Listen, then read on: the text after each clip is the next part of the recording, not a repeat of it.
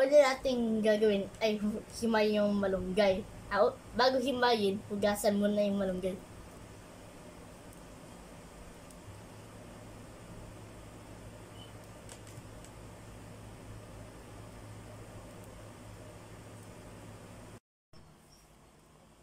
Ang susunod naman natin gawin ay himayin ang sibuyas at bawang.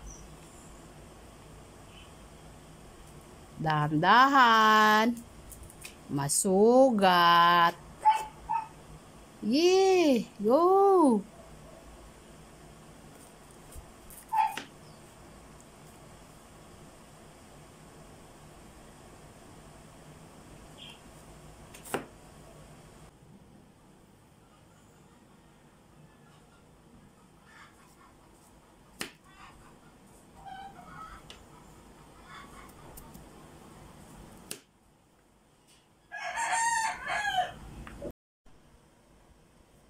Ang sunod naman natin gawin ay basagin yung itlog. Para malaman natin na kung bulok yung itlog o hindi.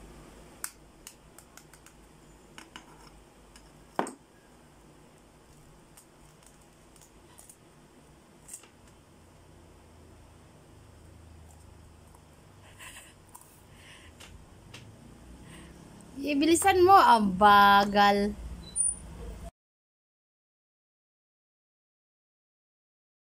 Ang pangalawang parte ng pagluluto, handain na ang Lahat ng ingredients. sangkap. Okay, ang ingredients. Ang una mo nang gagawin ay painitin ang kasirola bago lagyan ng mantika. Sige, mainit na yung kaserola, wala nang mantika, wala nang tubig. Lagyan ng kunting mantika. Hindi pa, dagdagan mo pa. Okay. Ang sunod naman ay ang sibuyas at bago bawang. ang bawang. Kasi madaling masunog yung bawang. Kaya unahin yung sibuyas.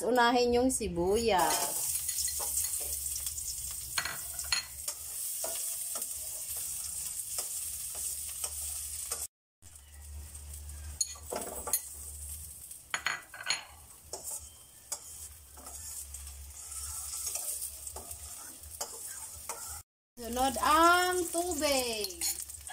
3 cup na tubig. Sige. 3 cup na tubig.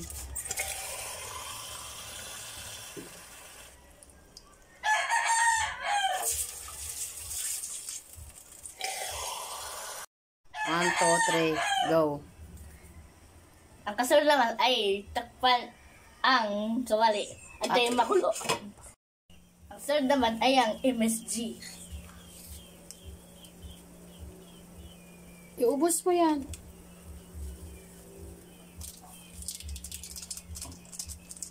Okay. At haluin ng konti.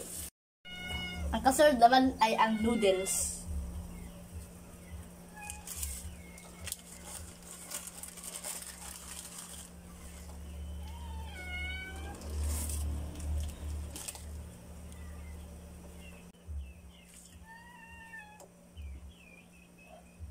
Takpan ko.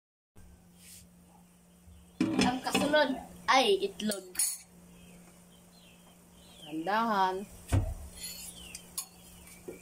Tapos habang inaano, ganon mo, binubuhos mo, dandahan mong ganonin. Ibuhos mo. Habang binubuhos, haluin konti ang noodles at ang itlog. Ayan. Ang huli naman ay ang malunggay. Katulad sa itlog, haluin ng konti yung noodles.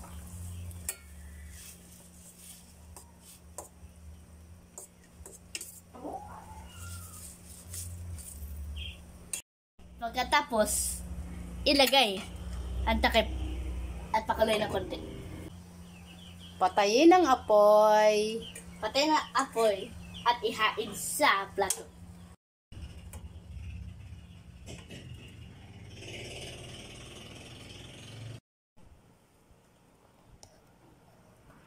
Masarap, masustansya.